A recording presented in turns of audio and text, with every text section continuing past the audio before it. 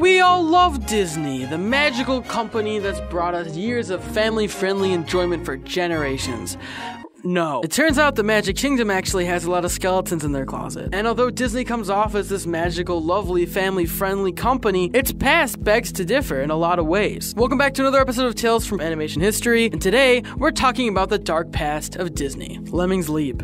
Stop me if you've ever heard or seen this before. Lemmings are suicidal animals that actually end up jumping off of a cliff in droves. Well, if you've ever heard this wives' tale, you should know right now that it is absolutely false. And it was a myth created by Disney. The myth of the Lemmings Leap comes from the Disney documentary White Wilderness. In this documentary, it showed a large number of lemmings jumping off of a cliff because apparently they were suicidal. The people making the documentary pretended to be dumbfounded, saying, "We don't know why they're doing this, they're just jumping off a cliff, it's so weird." That's a load of BS. First of all, the staged documentary was filmed in Alberta, Canada, which isn't even the native habitat of lemmings. They had them imported in there. The lemmings don't normally jump off a cliff suicidally, that's just not how it works in nature. Instead, these filmmakers used editing, camera angles, and practical effects like a moving turntable to make the lemmings look more frenzied, all to herd them into the water and make it look like a group suicide. To this day, people still believe this myth, it still gets perpetuated, and a little salt on the wound here, those documentary filmmakers ended up winning Oscars, so there's no hope for this world. Naked Woman in The Rescuers. Before the advent of digital distributed media, people could get away with a lot more, and such is the case in the movie The Rescuers. In this movie, for just 2 frames, a split second,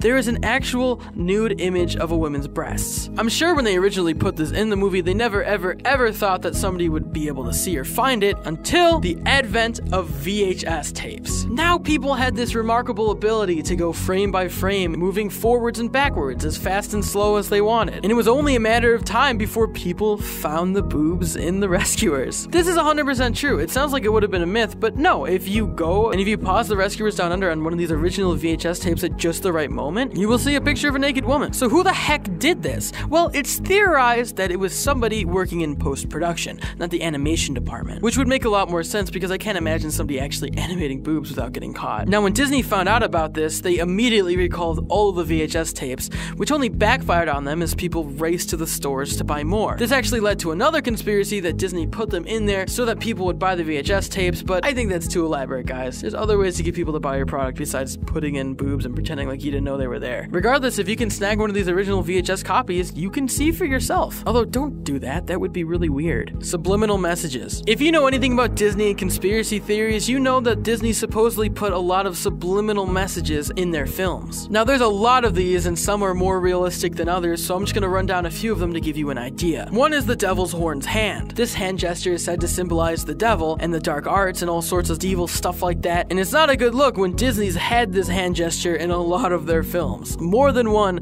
across multiple years. Just all over the place. Now, this one's kind of weird because it's appeared so much that I can't help but think it was intentional. I mean, maybe they are trying to teach our children satanic hand gestures in their family-friendly animated movies. It just makes too much sense. But all sarcasm aside, it is kind of a weird occurrence. Maybe they just like rock and roll, I don't know. Moving on to specific movies, The Lion King is chock full of subliminal messages. The word sex seems to just be written everywhere in this movie. And a lot of times people pointed out, I think that is definitely a stretch. Except for this one scene where they lie down on the edge of a cliff and all this pollen flies out and it spells out the word sex. And I can't really dispute this. That kind of just is pretty obvious. People have said that it's supposed to spell out the phrase SFX for the special effects department, but I think sex is just more interesting. Also, if you look at the Lion King cover and you trace it a certain way, you can see a picture of like a scantily clad woman. Although again, I think this is another reach because why would Disney do that? I mean, it's obviously a picture of a lion. I just think it's coincidence, but I could be wrong here. And the final one I want to talk about today is in the movie Aladdin. For a brief second, when Jasmine comes out of the curtains, you can hear the phrase, "Take off your clothes." Now, this could be one of those audio illusions where it only sounds like that because somebody told me ahead of time. That's why I've remained very highly skeptical on this. It also has a special place in my heart because when I was a little boy, I watched a video like this, and then it turned out to be a jump scare, and I didn't use my computer for a month because I was terrified. But regardless, I'll play the clip for you, and you can tell me if you hear it.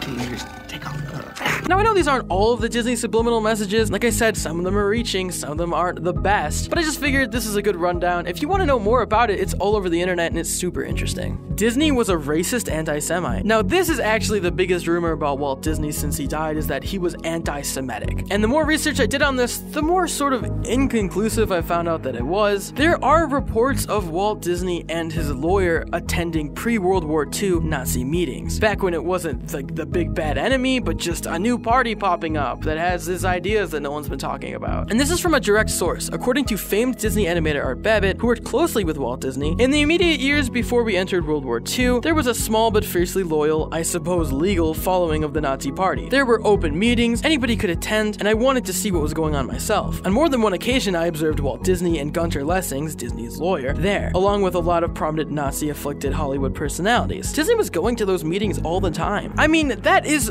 pretty shady for them to do. I want to know why Art Abbott was there so many times. This guy seems to just deflect all of the blame to Walt, but he went to multiple meetings too. But of course, there's a lot of other afflicting accounts saying that Walt Disney was a lovely man who loved everybody and was not anti-Semitic. They were just rumors trying to tear a good name through the mud. And then some people meet in the middle, saying that he was simply just a Nazi sympathizer, but he was not anti-Semitic. I don't know though, if you say you're a Nazi sympathizer, I think that kind of puts you in a place you can't really get out of. It's not a good label to have as the years go on. So was Walt Disney anti-Semitic? I don't know. I'm not gonna go in blanket statements saying that he was completely racist, but if he was going to Nazi meetings and that part is true, then there's probably some truth there. There's also this racist cartoon that Disney made with the three little pigs, and at one point the wolf dresses up as what is obviously a caricature of a Jewish person, and this is just bold racism. It doesn't look good for Walt. Shady stuff with Disney World. So when Disney first made Disneyland, and it was a huge hit, he was looking for his next venture. Choosing Anaheim, California was a big mistake on Disney's part because of the lack of space. They wanted to build out and do more and experiment, and they just simply couldn't in California, a place that's urbanly crowded. So he launched the project for Disney World. He scoured the entire country looking for the perfect place to build it, to buy cheap land to create his next big resort, and he settled on Florida. Now this part isn't shady as much as it is just really smart. If companies saw that Walt Disney from the Disney Corporation was trying to buy their land, which at the time was pretty much worthless, they would have raised the prices tenfold because they know Disney could have afforded it. So to hide this, Walt Disney set up dozens of dummy corporations with names like MT Lot, get it? Empty Lot, and Latin American Development and Management Corporation, and Reedy Creek Ranch Corporation, to purchase all these seemingly worthless pieces of land without any suspicion. After a while, people started to catch on, noticing that all of this land was being bought up, and they caught on to the plan. They were all theorizing who it could be. Walt Disney was one of the suspects originally, along with other big rich people of that time, and eventually Disney came out with a press conference saying that he was the one who bought the land. He also said, and this is true, that he was given permission to establish his own autonomous government, known as the Reedy Creek Improvement District. This was a sort of quasi-government, and it gave Disney a lot of abilities that he didn't have before. He was able to create his own building codes, do his own zoning and planning of roads and bridges, and create his own residential community, among many other perks. So Disney World has its own government. I mean, that's pretty crazy. And this leads to the next weird part, which was Disney's perfect utopia. You all know the Epcot attraction in Disney World, but what you might not know is that it was originally supposed to be a real place. Before his death, Walt Disney was experimenting and planning on creating his own utopian society within the land of Disney World. It was its own experimental planned community. It would, quote, serve as a center for American innovation and urban living. The idea included an urban city center, residential areas, and a series of mass transportation systems that would connect the community to the rest of the world. Now, since Florida is basically one big swamp, they couldn't dig underground, which didn't work for Epcot's plan since it was supposed to have an underground transportation and parking system, and then other layers on top of that. So their plan was to build 3 stories of society. They even planned to have an entire indoor mall with giant skylights. It was just a crazy project. The idea for Epcot is that they were constantly going to be renovating it with new technologies as they were invented, just making it the peak of humanity always. And Disney planned Epcot up until his death. After that, the company decided that building their own society might be a little too hard to do on their own, and they abandoned the project, later developing Epcot as an attraction at Disney World. It's sad to see Disney's dream fall apart because of his death, but at the same time, this creepy utopian society idea just kind of screams cult to me. I know he was trying to make like the perfect city, but the idea of trying to create the perfect city is just a sci-fi creepy concept that I think ultimately would have failed. There's plenty of great videos online talking about what Epcot would have been like if it succeeded. I recommend you watch those because it's really interesting. anything, but as of now, Epcot will always remain a dream. Well, there you have it, guys. Those are some dark stories from Disney's past. Some dark things that happened to them, some shady stuff that they did that might change your view of the company that's not so family friendly after all. I know Disney's done a lot of good, and I know Disney's overall a good company, but a lot of this stuff is pretty inexcusable. Like the Lemmings thing, that sucked. I'm really mad that they did that. But overall, I want to know what you guys think. Did you enjoy this video? Did you enjoy the Animation History series? Let us know in those comments down below if you want to see more episodes. If you want to consider helping out the Roundtable, you can check us out on Patreon. There you can get exclusive access to scripts and avatars and more, and have your name featured at the end of the video or a shout out at the end of the month. As always, if you enjoyed this video, make sure you give it a like, share it, and subscribe and hit that notification bell to stay in the loop with all things animation, guys. I'm Retro Nemo. This is A Tale from Animation History, and I'll see you guys next time. Peace.